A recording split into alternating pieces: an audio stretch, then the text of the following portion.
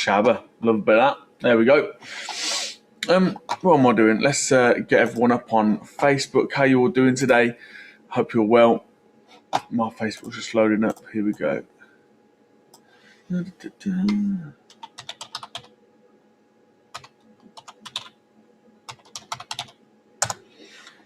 Lovely jubbly. So let us know in the comments what you're up to today. Good morning, Julie. I hope you're all right over in Louth. I hope you're doing well today. That's good news. Hello. That just came on again, didn't it? There we go. Lovely. So it looks like we've got no comments in Lincoln yet, which is abnormal for this late on in the morning. Got toothpaste all over me again. There we go.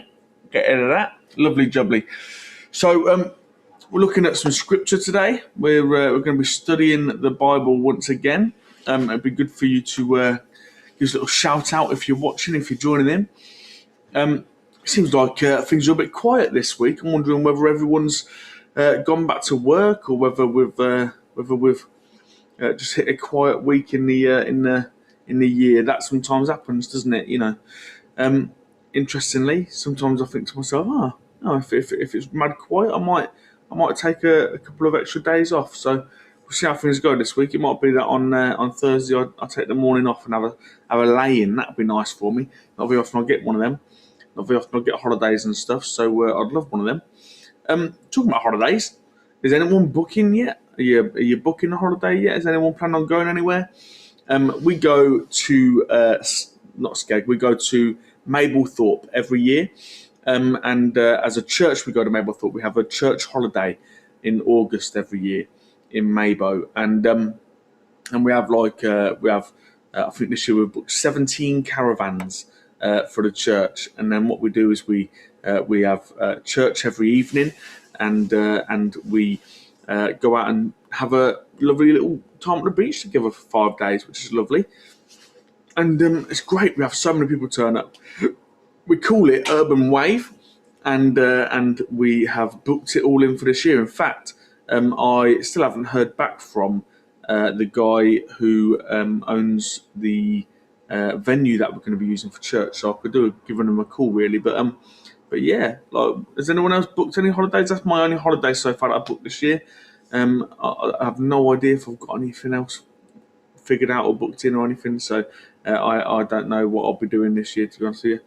I'm pretty rubbish at holidays. I'm a bit naff at them. Good morning, John. I hope you're well, mate. Glad you're joining in. So yeah. I'm thinking, where would I like to go on holiday? Where would you like to go on holiday? I'm thinking, for me, my favourite holiday that I ever had, I think, was a beach around the corner from Venice, and it was really warm. It was like I think we hit it just as there was a big heat wave. And so it was real toasty, and the beach was lush, and there was a nice little bar on the beach, and we had we had a caravan there. I think it was one of these Euro camp things, you know, and had shows and stuff at night and all that sort of stuff. It was great. It was a real quality holiday.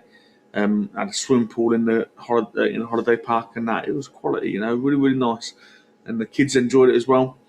We all had a lovely time.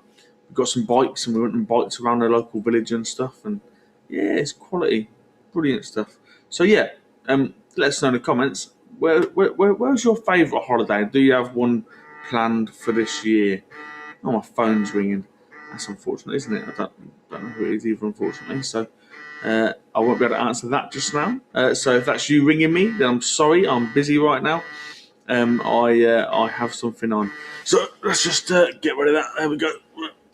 There we go. It'll go off again in a second. Glory. So we're looking at reading the words of Jesus in a short while. In about 5 minutes or so, we'll be looking at Matthew chapter 12 verse 25, and we'll be looking which one? We're just reading the words of Jesus. You know, so I was got voicemail as well. I was thinking to myself the other day, you know, like if we want to know someone better, then we listen to them, don't we? You know, we hear their heart and we get to know them. And so if we want to know Jesus better, a good way to do that is by reading his words and hearing his heart and listening to him. So that's why we have a Bible study each morning, and we specifically look at the words of Jesus, because I'm really keen to know what Jesus thinks and what he says. So we'll do that in a little while. But as there's a few more people coming in, welcome, by the way. We'd love to hear from you. So comment in the comment section. I'd love to get your opinion. So what was your best ever holiday destination? And do you have a holiday booked for this year? Have you got anything in the diary for this year? Like, we have a lot of guys who come on holiday for our church holiday called Urban Wave in the summer. We'll go to Mablethorpe on the Lincolnshire coast, and it's a lovely beach and a lovely little resort, really. And it's reasonably priced, like very reasonably priced. So we get caravans at about £250 each for 4 nights, and so everyone comes on holiday with us, and it's a lovely time. Honestly, we do church every night, and we go on a beach all day every day. It's one of those. It's great. John says his favourite holiday destination was Eastern Europe. I'm just going to quickly answer this text message because because I've just got this text, which is weird. I'm not expecting to be anywhere today. Let's just have. I'd like to try and arrange. Okay, cool. That's fine. I'll answer that text in a little while. That's not urgent. For a second, then I thought it was urgent. There we go. So yeah, Eastern Europe. So John, where'd you go in Eastern Europe? Because I know your wife comes from Eastern Europe, and I know that's probably why you go over there and spend some time over there, and spend some time with extended family and stuff. So let us know where in particular do you like to go. I've always wanted to go to Israel, because who doesn't want to go to Israel, right? If you're a Christian, then there's this little thing in you that thinks, I would like to go and walk where Jesus walked. I'd like to go and see things that he saw. I'd like to feel the same sun beating down on me, because it is the same sun here in England, but it's just not as close, is it? It's just not as big. It's not as real to us as it here in England, So yeah, I think I'd love to go to Israel and smell the smells that Jesus might have smelt, and see the sights that Jesus might have seen, and all that sort of stuff. That's really attractive to me. John says he likes to go to Lithuania, which is good news. John, where in Lithuania do you like to go? Where is there a specific location? Is there like a beach location or something like that? Is there beaches in Lithuania? I have no idea. Another place that I'd like to go at some point is Greece. I'd really love to go to Greece. Because of some of the biblical sort of sites and connotations involved with Greece. I'd love to go to Greece.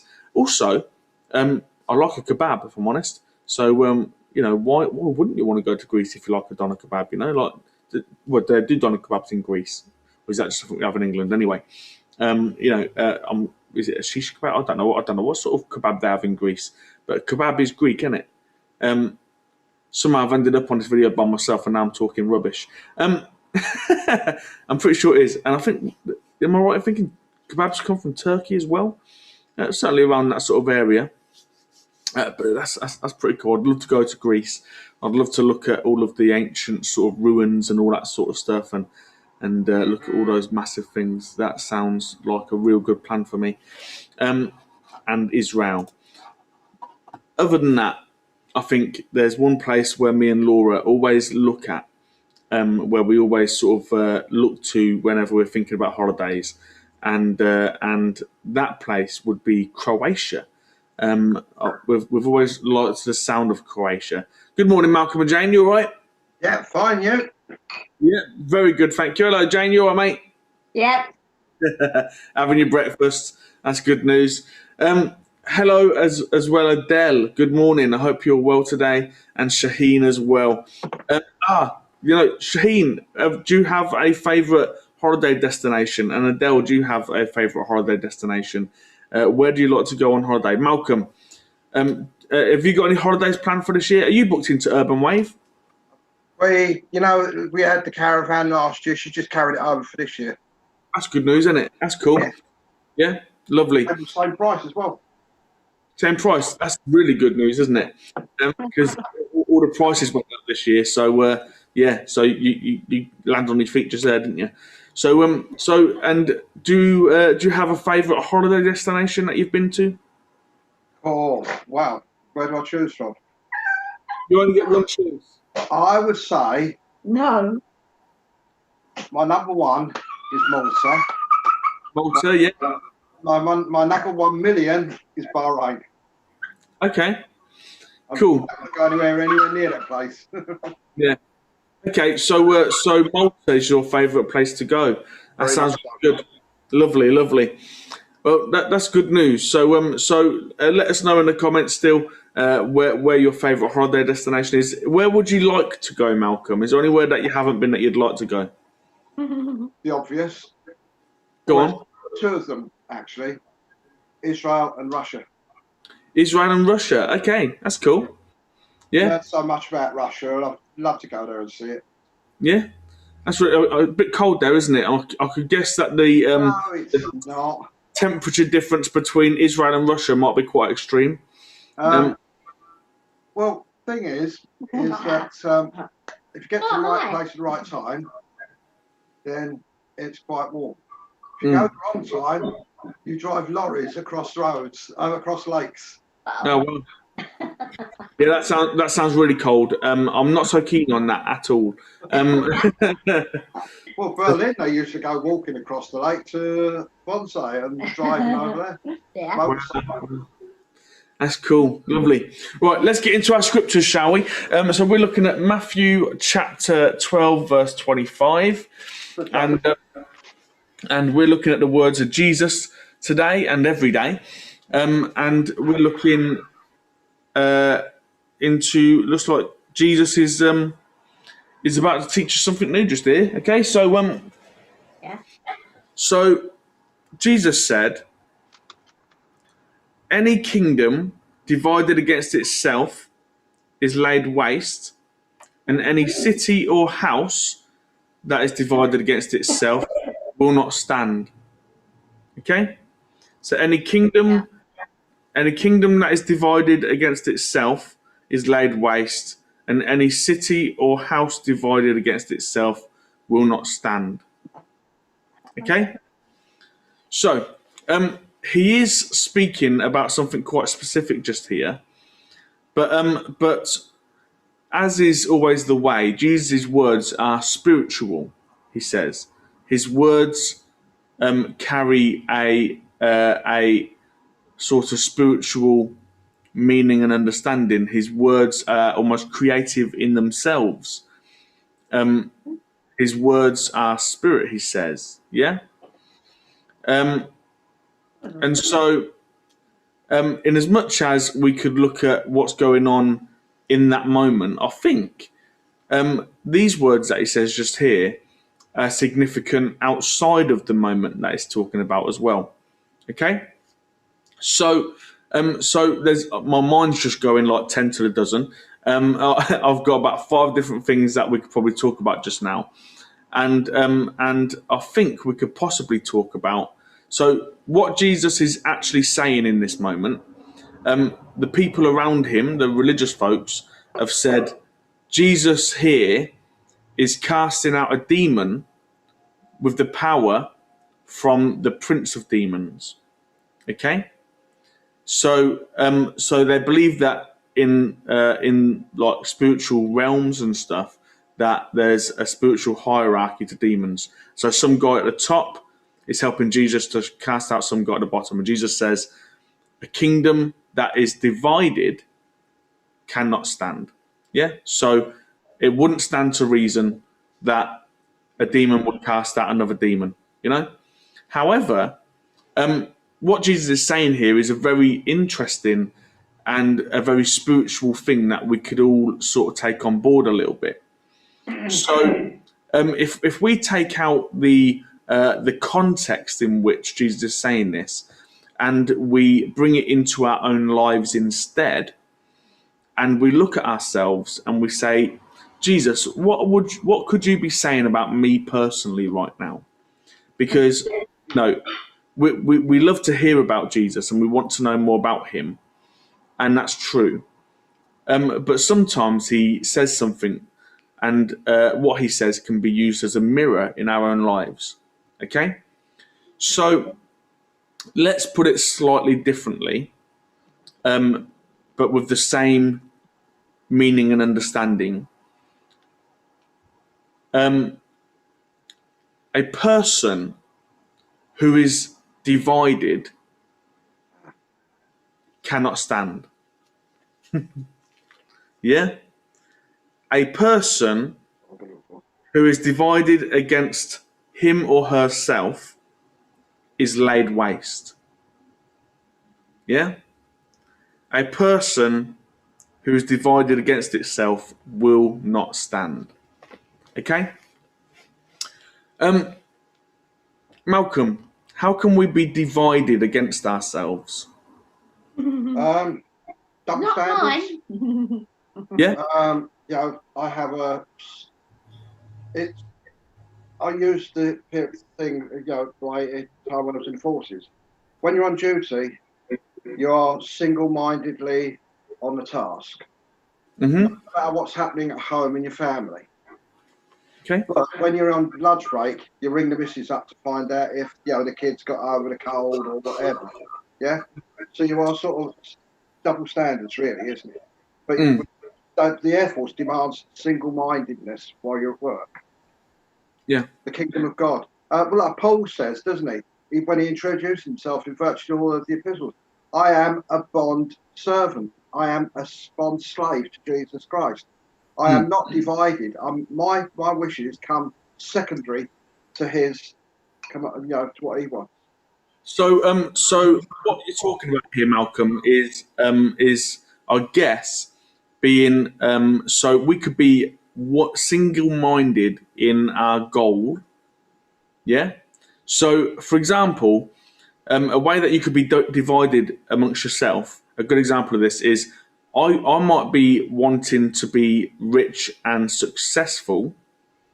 Okay, but I might also want to feed the poor and give all my money away. Yeah. It's not going to work very well, isn't it? I'll be divided amongst myself and I will never be hitting any of my goals. So I will feel like a failure. Yeah. Another way that we're divided amongst ourselves is with our morality. So we have a core value, and our core value might be, I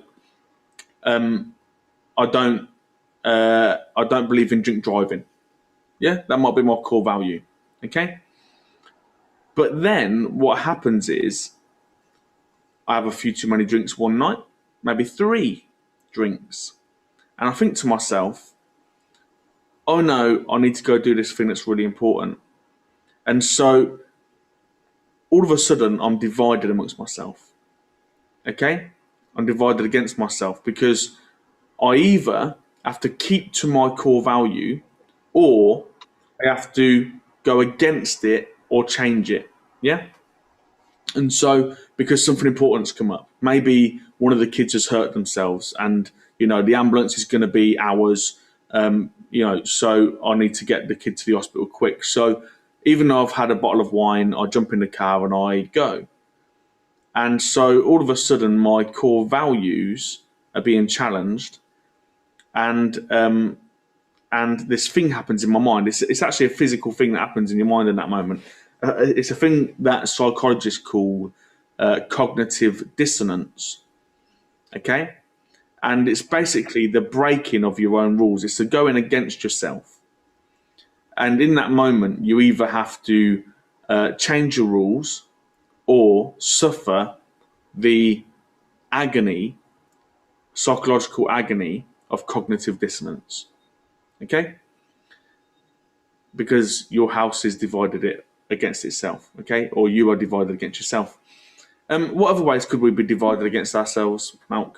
I'm just thinking of an instance whereby we have made up our mind that we're going to go a certain way. Like with Christ, we're going along there. But then something comes along, like as you say, a major incident, something that demands you think. But you're giving your full attention to one side. It's like, as I say, go back to that first illustration I used. When I got the telephone call to say my father had died, and I was at work. Yeah, well, I was due to go to work that day. First thing I did was rung up. I'm not coming in. My dad's just died. I've got to get down to mum. Yeah. So, but I was divided. My duty is I go to work at 8 o'clock in the morning. My family duty is my heart saying, go home, take the family home, be with your parents, your mum. She needs you. So there is a divided thing there. Neither of them are bad in their own thing. Neither of them are good. But, you're torn between two. So guess what one? So I could translate that a little bit. So would you say that sometimes our brain or our mind can be divided against our heart sometimes? So my mind says, I've got a responsibility for this thing, but then my heart says, I've got a responsibility for this thing. And so my mind can be at odds with my heart and my brain could be like butting up against each other, and I'll divide against myself, and so we all go through this process of being divided against ourselves. There's another way that we get divided against ourselves. Okay, so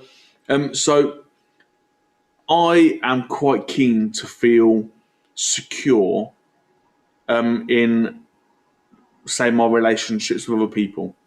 Okay, and so in my in that feeling of I need to feel secure, I find myself sometimes controlling or trying to control others around me.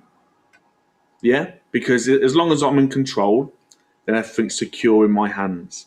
Okay, but then what happens is because I'm being controlling, people stop wanting to be my friend, and so I begin to dislike myself because I've made everyone go away.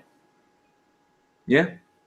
And so I am divided against myself in that I start being, instead of being at peace with myself, I start disliking myself. Because as Jesus said, sometimes a person can be divided against themselves. And so I literally start disliking myself. And then I start to feel that maybe other people dislike me as well. And that then maybe even God dislikes me.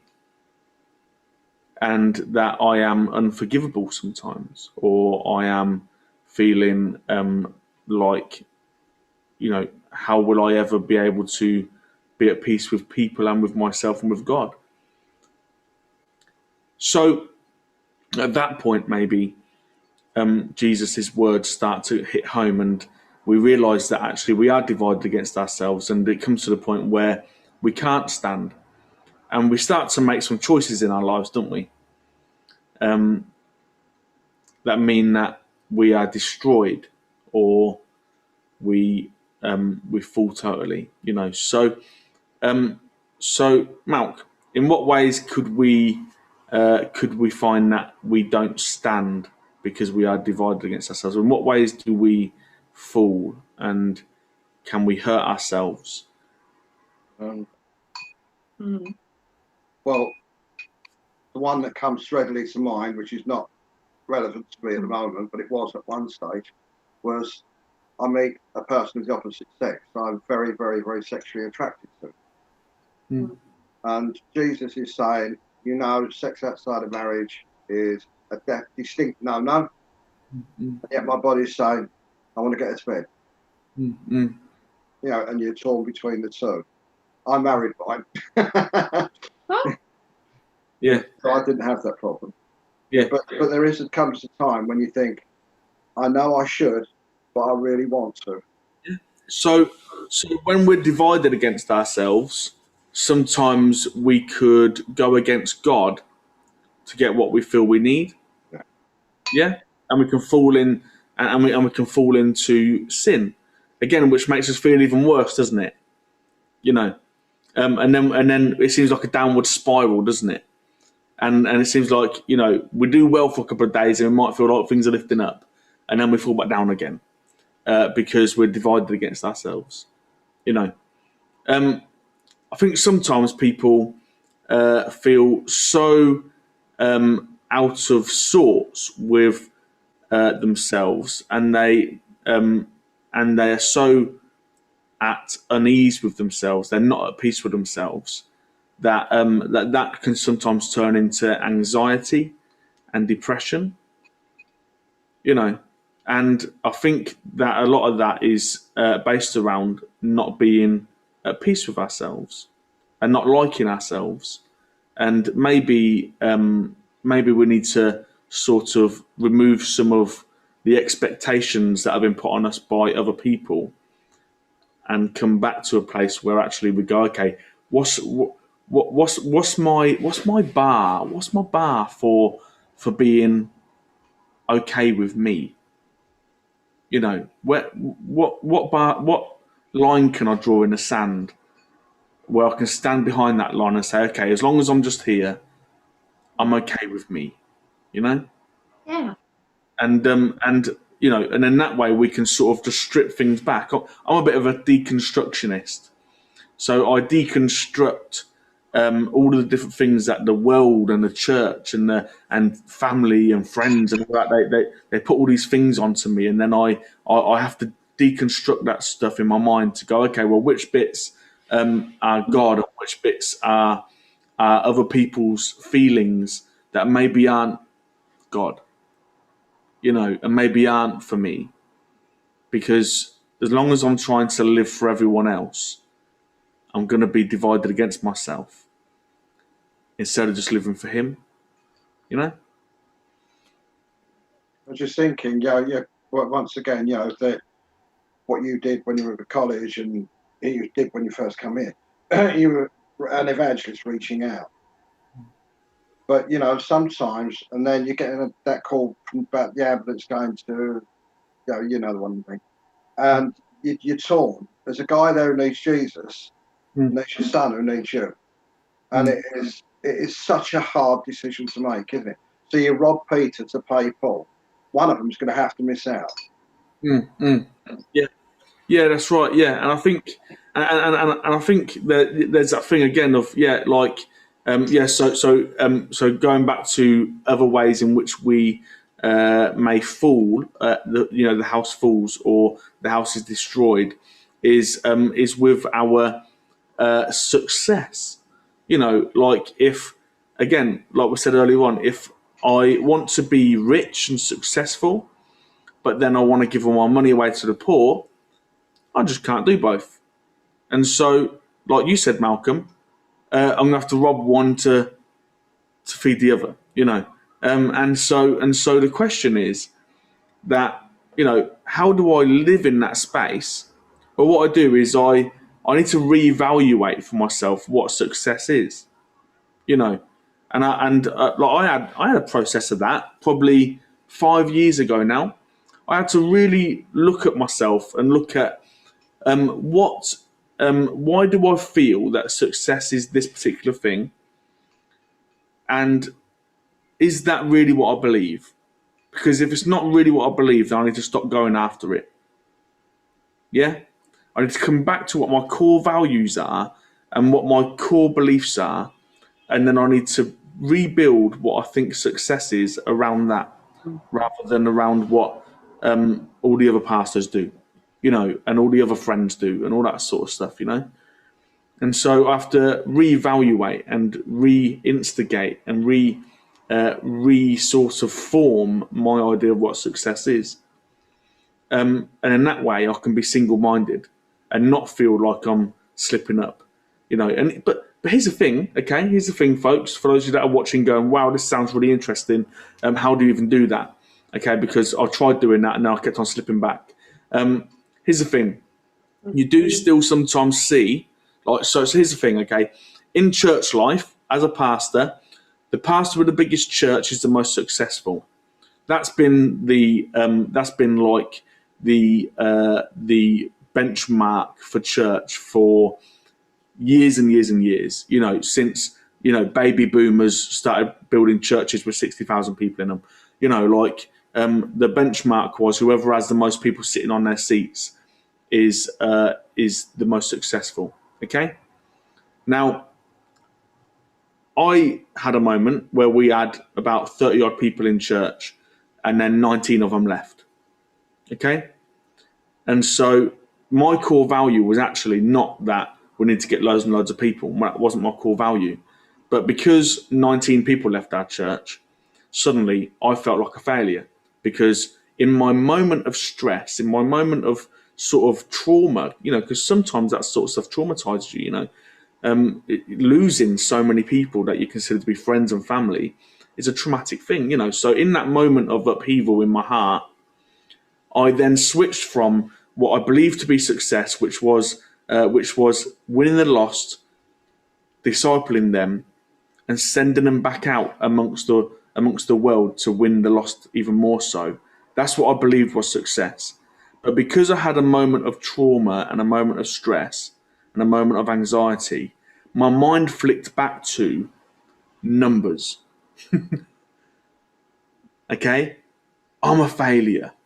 I'm a failure because, look, I have no one sitting on the seats anymore. We better put some seats away. you know and so what I had to do was I had to like I sat down for like a whole month. I had to work through this in myself, going, what do I really believe? What do I really believe about this? What's my actual real goal? And I'll be honest with you, once I really stripped all that stuff back and I reevaluated, I like sort of reset myself. And then I said, this is my goal from now on. I'm not going to go back to that other thing, because church goes up and down in numbers every week. Like one week you have 20 people, next week you have 50, and then a week after that you have 30, then the week after that you have 40. It's just different every week. And so if that's where if that's where you're getting your peace from, then your peace is going to be going up and down all the time. You know what I mean? And so my peace needs to be in something else, something that's consistent, something that's stable, And so what can be stable in my life? What could be stable in my life is me. So my success needs to be me on the inside. Am I still growing? Am I still hearing from God? Am I still doing what He says? Am I still obedient? Do I still love Him? Am I still trying to be a better husband? Am I still trying to be a better dad? How am I doing? Because as long as success is based on what other people do, I'm never going to have it. As long as my peace is always based on what other people do, I'm never going to have it. And so my peace needs to be an internal thing between me and Jesus. Am I okay with myself? Do I like myself? The thing is, though, these days, as we watch TV, the cinema, newspapers, whatever, all we're getting thrown at us is these entrepreneurs who've been wheeler dealers, just a centimetre away from going to prison, etc., etc. And they're put up on a pedestal, aren't they? Yeah. Look at these wonderfully successful men. Yeah. And yet, as I say, I knew a bloke who used to work in London. At the age of 50, he's a multi-millionaire. I said, oh, well, brilliant. He said, no, he says, my life's a mess. I've had 5 wives, 3 heart attacks, and I'm here from midnight to midnight. Yeah. Is that successful? No. He's a slave now to his success. Yeah, and that's it. And you can be a slave to success, can't you? Rather than being at peace. It's interesting when we talk about these pedestals, and I think about, who does the Bible put on a pedestal? Who does the Bible put on a pedestal? Obviously, it puts Jesus on a pedestal, doesn't it? But there are some people as well. Jesus is God, is slightly different.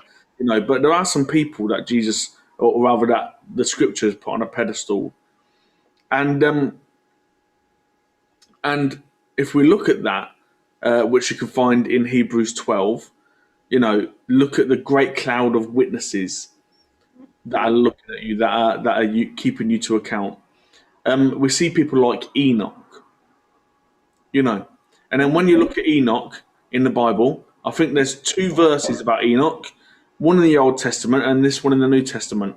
So in reality, this one in the New Testament is relating to one verse or rather one or two verses in the Old Testament. Enoch walked with the Lord all of his days, and then he walked no more. That's it. And he's put up there on the pedestal of faith. He walked with the Lord all of his days, and then he walked no more. And so when we're looking at the pedestals that God has set up for us, we can look at that and go, okay, so what does that mean for me personally? What new structures, what new goals, what can I put, if I'm really going to reset my idea of success so that I'm not divided against myself, so I can be at peace with myself, so I can start liking myself, what godly goals can I set? And one of them can simply be, I'm going to walk with him, and I'm just going to keep on walking with him, and I'm never going to stop walking with him. And that's all. And that could be your most godly goal. I'm just going to keep on walking with Jesus. I'm going to keep on reading his word. I'm going to keep on listening for his voice. I'm going to keep on being obedient to him. Go on, Mal. Just thinking back to earlier days when I was younger Christian, one of the things somebody brought to mind, have you ever heard of the Westminster Confession? No. It was written in it was first the days of Protestantism, when the Catholics were saying you're doing this and this. Right, and it said, chief aim of man is to walk with God and enjoy him. Mm. That is the chief aim of a man's life, to walk with God and enjoy him. Mm. So we don't walk with him in sufferance. We walk with him, like as you say, Enoch did. Yeah. He loved being with God. Adam did when he was in the garden, didn't he? He said, he walked with God every night. Mm. Mm. Yeah. Yeah, I love that. Wonderful. Well, hopefully, well done everyone for sticking around, by the way. And I'm sorry, Adele, you had to shoot off. I'm sure you can finish this off later on if you want to. But I think this is a time where I really feel the Holy Spirit is saying there are some people that are watching who aren't at peace with themselves. They are like a house divided against itself. And you feel that maybe it's time that you really did reevaluate your life, your expectations, and your goals. And you reset those things. And so if you would like to do so, maybe you could pray a prayer with me right now in your heart. And if I could be so bold as to say, I think a good way to be stable in your goals and in your life and in your peace is to set that stability, to set that those goals, to set that peace upon something that is really, really stable. And the most stable thing in this universe is Jesus, the rock.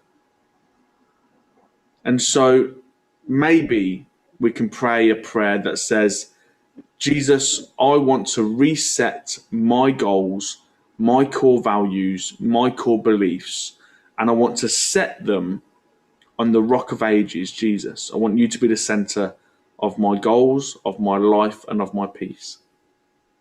So let's pray that prayer together. Lord, I thank you for today. Lord, I thank you that you're able to speak to us still. Lord, I thank you that you want to be our firm foundation. Lord, today I'm choosing to reset my life. I'm choosing to reset my goals, reset my peace, reset myself.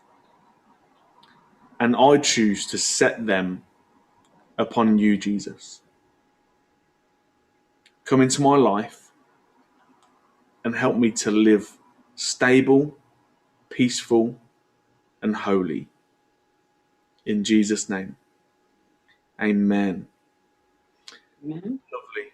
Glory. If you've just said that prayer, then, great, well done. Let's start walking that thing out. And if you'd like help with that, then give us a shout. I've got a couple of different mentoring courses that I'm doing at the moment. One for new Christians, one for people that have been around for a little while. So if you'd like some help on resetting your life in that way, then give us a shout. In the meantime, hope you have a blessed rest of the day, and I hope you have a good rest of the day as well, Malcolm and Jane. And I'll see you all later on. Bless you guys. See ya.